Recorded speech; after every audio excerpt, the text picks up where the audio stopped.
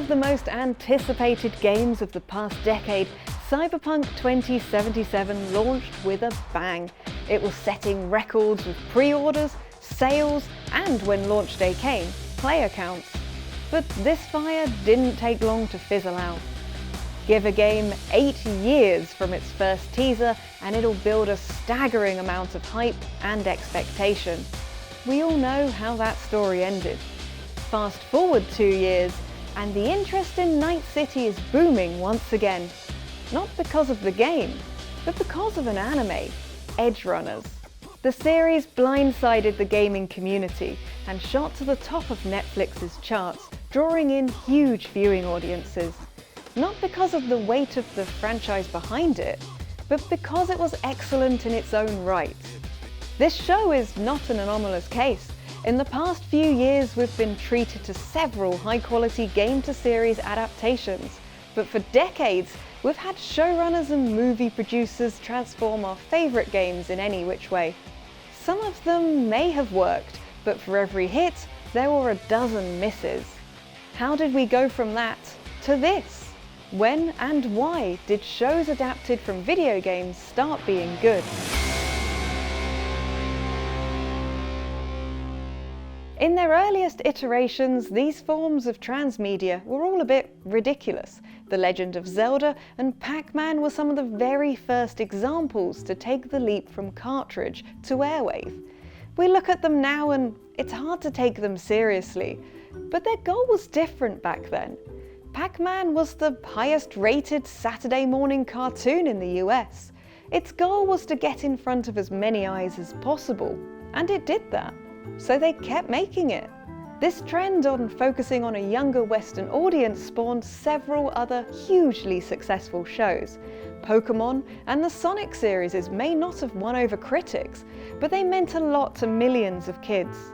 We remember shows like that because they stood out. What we don't remember are the myriad of other series that were designed to appeal to the same audience, but fell flat. The quality of game-to-film and TV content hasn't been a steady evolution. For decades, many attempts were ill thought out, poorly produced and hastily made. Trying to plot a gradual shift in quality from the main offenders to what we have now, well, it just doesn't make sense. So, what changed? The evolution in how we view these shows didn't happen all too long ago. For years we had franchises like Viva Pinata and Mortal Kombat making short-run TV appearances, and to be frank, they weren't great. But then again, I don't think the showrunners believed that they were changing the TV landscape. They wanted to strengthen their brand, and they wanted awareness. And we, the audience, watched them.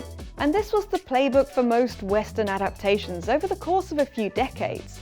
And then that playbook became outdated, almost overnight, in 2017.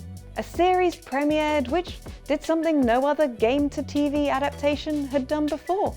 It wowed the critics.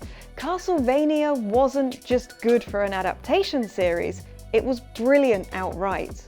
The animation was a cut above previous forays, and the voice actors were some of the best around. This wasn't a series made on a shoestring budget to act as fan service, it was something that was just meant to be good. And that changed things for other series. Audiences, for the first time, had seen quality, faithful adaptations of properties they loved.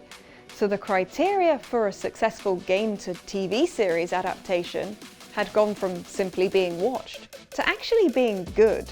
But while Castlevania was being released, another franchise was going through a similar process, and it would only strengthen this demand for premium content. Arcane. Castlevania ushered in an era, but Arcane was ready to take it to the next level. If you take a budget of 60 to 80 million euros and hire yourself a cutting-edge French animation studio, you're going to get something that stands out. The quality of the show is not up for question. Like Castlevania, it showed that putting the time, money, and patience into a series pays off. But Arcane seemed to have a second purpose. It fleshed out a cast of characters and shone a light onto a vibrant fantasy world. A lot of the story and lore around Runeterra has been around previously, but it was reserved for those willing to dig for it.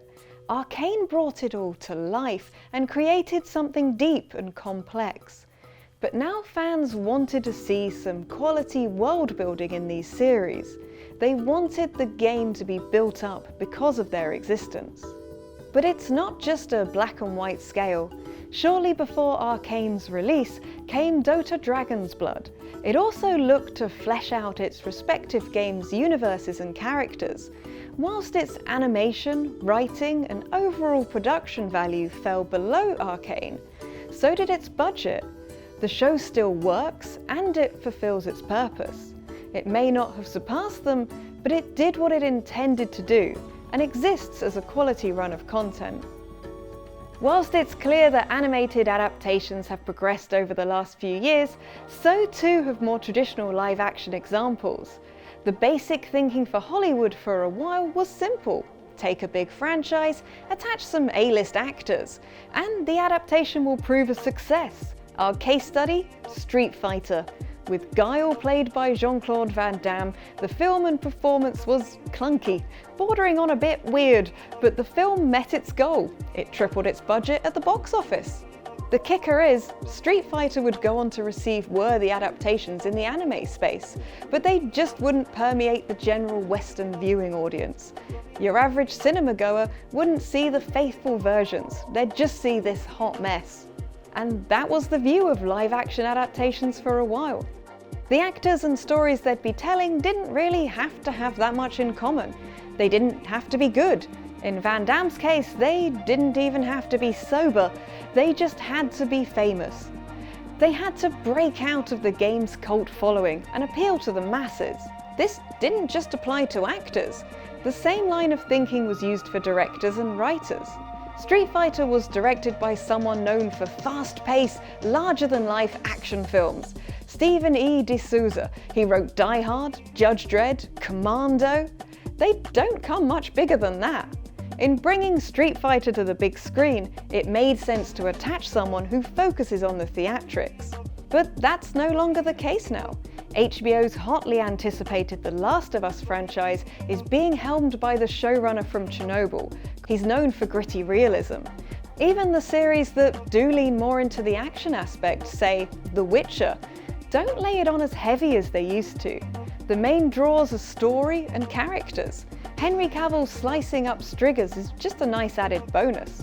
The series was well reviewed by critics, generated over 500 million hours watched in its first season, and has an open world game in the universe for players to jump into. The Witcher 3, much like Cyberpunk 2077, saw a huge uptick in players following the release of the series. The shows themselves weren't just improving in quality, but they were becoming intrinsically linked with their respective game. There was an interactive connection between the two mediums. But then again, we shouldn't be judging these shows based on how many players they brought in. In many cases, that's not the purpose in the slightest. Do you think they pitched Castlevania as a way to sell copies? The goal of shipping games has rarely been a focus for these adaptations. In fact, the whole game aspect has been pretty unimportant altogether. Let's just run through a few games that have ended up on the silver screen.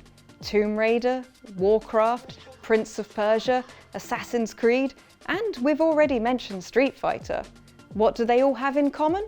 They're all massive franchises, and they're household names. They have a wealth of source material to draw from. They each have legions of fans ready to consume new content. Their other similarity? The films are all mediocre.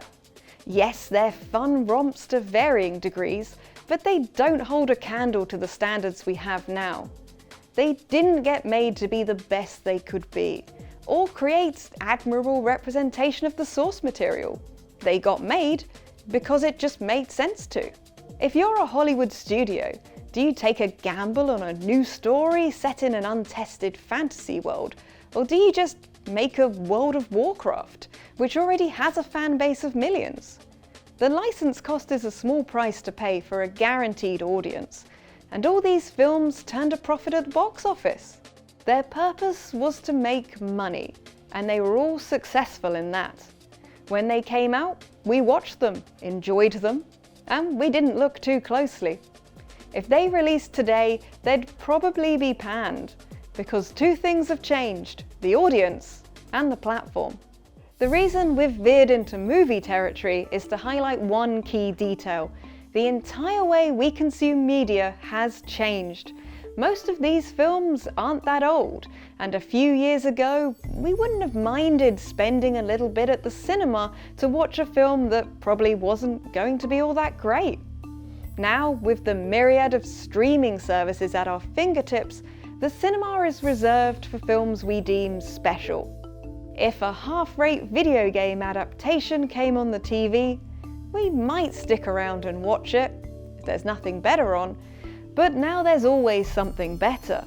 Hundreds of thousands of movies, TV series, documentaries, all just a few clicks away. So the series that do get made, well, they have to be exceptional to stand out in the crowd.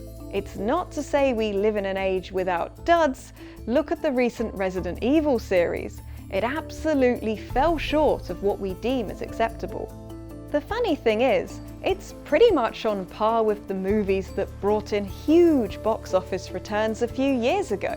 And it seems it was created for the same reason, taking a household name franchise and using the setting to springboard a story to a dedicated fan base.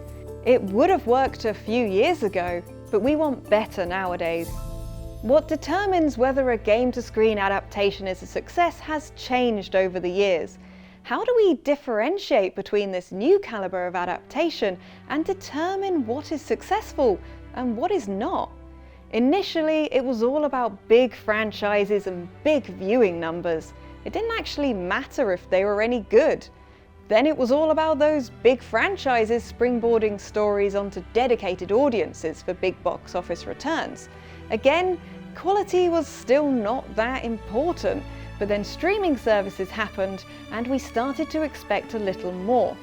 Quality became one of the main things we were after, among others. We didn't want the same story from the game, told to us in a different medium. We wanted to explore new paths, discover new details, and build up a world we'd only scratched the surface of. If the series drives people to play the game, that's great, but it's not a requirement. Arcane may not represent League of Legends, but it may set the stage for a future project from Riot. But that doesn't give nor take away from the show itself. To decide whether they're a success, we just have to take away stigma from video game adaptations. Are these shows good? If they were original IPs and you had no vested interest in the franchise, would you watch them, enjoy them, and become invested in them? If the answer is yes, then each and every one of them is a success in their own right.